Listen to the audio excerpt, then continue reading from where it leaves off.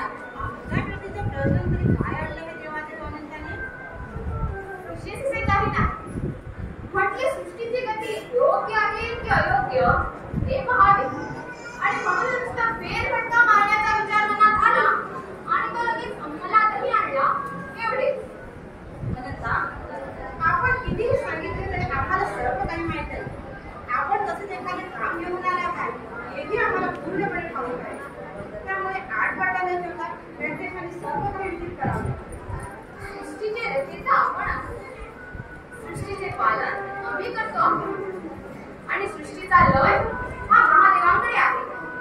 आम्हा तिघांच्या एकसूत्रीमुळे सृष्टीचे चक्र व्यवस्थित चालले आहे. तरी पण देवा आपला पण परंतु पाहिजे असेल त्यावर अवश्य चर्चा व्हावी अशी आमची मनीषा आहे. चर्चेतून सर्व काही निभावून दिले जाऊ शकते. चर्चा महत्वाची असते. सृष्टीचे सजीवाचे बहुतेक आम्हा त्रिदेवांच्या हाती आहे. त्यामुळे या विषयावर आणखी वेळ न काढता चर्चा व्हावी. कारण तसे म्हटले तर फार मोठे नाही आणि फार छोटेही नाही. आदी माया आणि कैलासाधिपतींचे युगायुगांचे नाते आपल्याला माहीतच आहे. सृष्टीचा ढासळता डोलारा सावरण्यासाठी अनेकदा आदी माया आणि कैलासाधिपतींचे सहाय्य आम्हाला लाभलेले आहे आणि सृष्टीवरील अरिष्टे दुर्वी झालेली आहे. पण असुरांचा वाढता प्रभाव काही कमी झालेला नाही. आम्हाला माहित आहे सृष्टी चालनासाठी अशा अस्त्रांचा वापर आवश्यक आहे.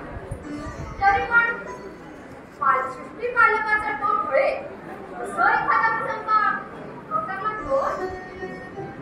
देवा महादेवाचा स्वभाव आपल्याला माहित आहे. आधी मायेच्या रूपाने शंकरला